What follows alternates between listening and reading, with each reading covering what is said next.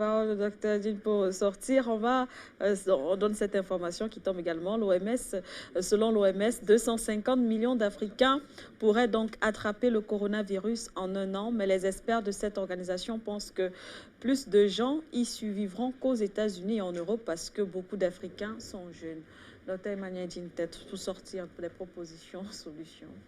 Voilà, je ne vais pas jouer le jeu de la danse du moineau, mais il est important que je finisse par le panéliste Patrick Sapak l'a déjà dit. Les mesures sont déjà prises ou bien tout est déjà en marche pour une force africaine de santé ou bien une force africaine de vrai développement. Parce que la santé n'est pas seulement ce projet qui regarde l'Afrique, surtout qu'on utilise la santé pour nous amortir sur le plan économique, pour nous tuer, pour nous assassiner et pour nous vilipender. Je ne finirai pas d'en sans dire et supplier encore au président africain que l'affaire du corona est fabriquée de toutes pièces par les Illuminati et n'a pas commencé aujourd'hui. Coronavirus, c'est déjà 666, je vous l'ai dit. Et Macron n'a cessé de le dire. Personne n'échappera au nouvel ordre mondial. Et nous arriverons au nouvel ordre mondial par l'intelligence artificielle, qui sera une sorte de vaccination. Alors, il faut donc prendre une convention opérationnelle de vaccination identitaire pour y arriver. Et maintenant, c'est la première phase parce qu'il y a 3 phases. Pour l'instant, l'Organisation mondiale de la santé, le banditisme international, voudrait tester le niveau d'obéissance des peuples, d'où l'exigence de confiner. Mais en tant que médecin, pauvre médecin, depuis quand même 22 ans, ça veut dire qu'avant ces 22 ans, j'ai étudié, je puis vous dire que le confinement n'a jamais aidé un peuple à être délivré d'une attaque épidémiologique. Au contraire, en vous confinant, il existe ce que j'ai expliqué dans une conférence, l'inceste viral. L'inceste viral est capable de donner au système immunitaire de ne plus reconnaître l'ennemi. Comprenez-le. Tandis que le déconfinement, la circulation, crée une immunité collective dont par des divers contacts, et sachez que les microbes ne sont pas nos ennemis, c'est le terrain qu'il faut protéger.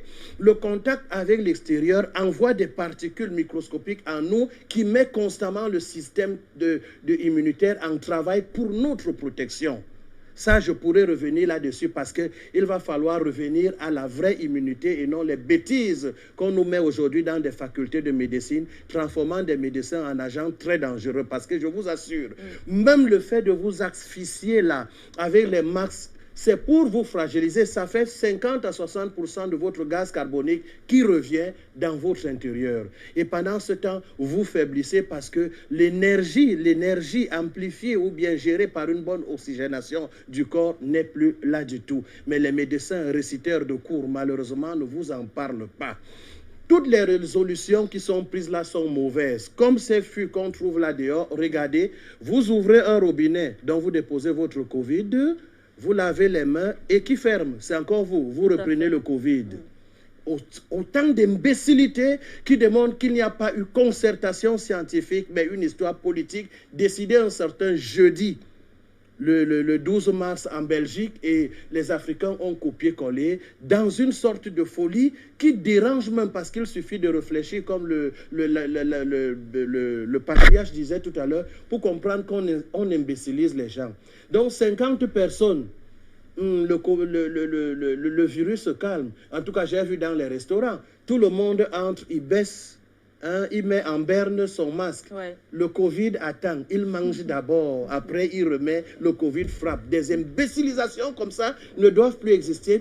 Et les gouvernements africains doivent consulter leur peuple. Ce n'est pas un ministre de la Santé ou un ministre, premier ministre, qui viendra s'adresser aux enfants, parmi lesquels les médecins, comme si nous sommes encore à l'époque où on va nous fouetter si on n'obéit pas au pouvoir, qui doit nous rendre compte et doit nous consulter. On imbécilise les gens comme ça et le monde nous observe comme une Afrique idiote pour qu'une organisation mondiale de la santé vienne nous raconter les histoires. Il n'y aura pas de ces morts et que le laxisme de nos chefs d'État, de nos gouvernements, de nos autorités cesse. Sinon, le peuple prendra ses responsabilités.